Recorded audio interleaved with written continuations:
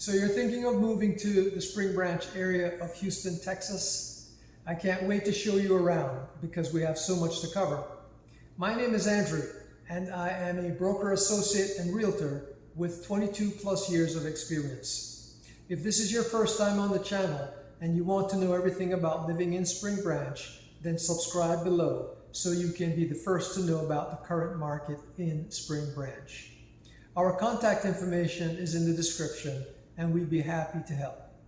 Now, most people will use a mortgage to purchase a home. So today we're going to cover a list of items that you should be aware of as you take the next steps to home ownership.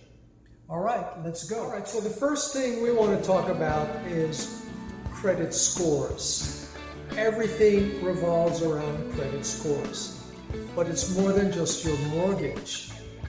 When you shop for property insurance, they will look at your credit scores as well. So managing your credit scores, that is, getting them higher, is always a good move, but it takes a little bit of time and you will get a better interest rate if you have a higher score. So your credit score is made up of several factors: payment history, amounts owed, length of credit history, if you have new credit, and then types of credit used. So of those 5 items, your payment history and amounts owed make up 65% of your score. So you can see why on-time payment of your credit cards and so on is so important. One late pay can ding your credit 40 to 50 points. Okay, so let's continue. No credit is a barrier to you getting a mortgage. It's not intuitive, but remember what a credit score is. A credit score measures your use of credit. So if you pay cash for everything, your score is probably quite low, which doesn't reflect that you're a bad credit risk, but it just reflects that you're not using a lot of credit.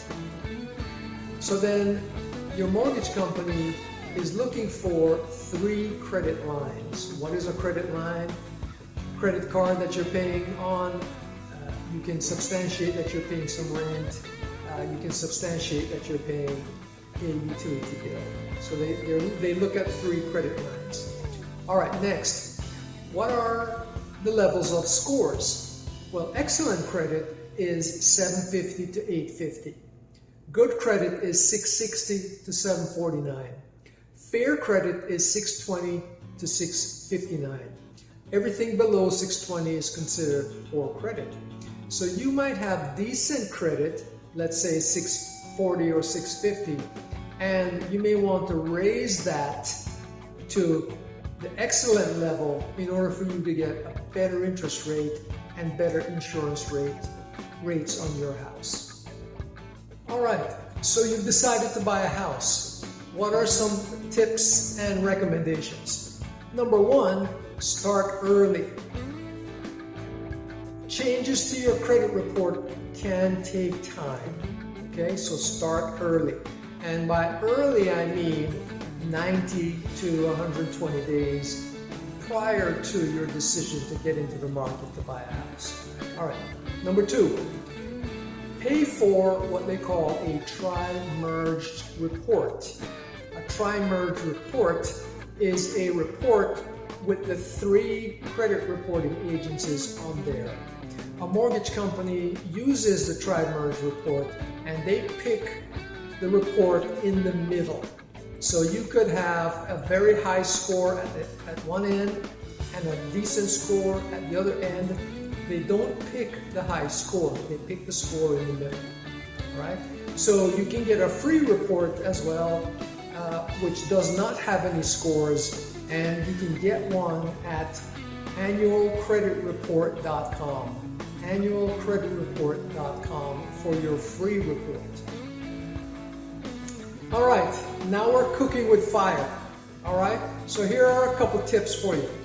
Number 1, no more late pays. For your recurring bills, automate them through your bank, okay? Automatic payments to these accounts, okay? So no more late pays. Remember, one late pay could ding your credit 40 or 50 points and knock you out of the runnings to buy a house anytime soon, all right? The next thing you can do is you can reduce your balances to about 10% of your credit limit. So if you regularly run high balances on your credit cards, okay, what you want to do is reduce those balances to about 10%. You don't have to pay the card off, you just need to reduce it down to about 10%. And then refrain from making large purchases till after you buy the house, okay? So guys and gals, don't run out and buy a brand new car, all right? That's just gonna sink your chances to get a good mortgage and to buy a house right now, okay? All right, and don't forget your savings. You will need money, all right? You will need money. Most of these programs, unless you're a veteran, right, they require a down payment. For FHA type mortgages, it's 3.5%, right? Plus there's a thing called closing costs, right? So it's your down payment plus your closing costs. So you're gonna need some money, all right? So don't forget your savings. So buying a home can be a very arduous and stressful situation. And that's where I come in as your representative and advocate. I'm here to simplify and manage the process from start to the closing and after. I will be with you step by step through the whole entire process. When it comes to new construction, there is an added level of complexity. You'll sign a contract today, make a large deposit, but you have to wait for 60 days until it closes, and there's lots to do in between. All right, so I hope you found this video helpful, but if there are other questions, please reach out. My information is in the description below. Guys, I'll see you next time.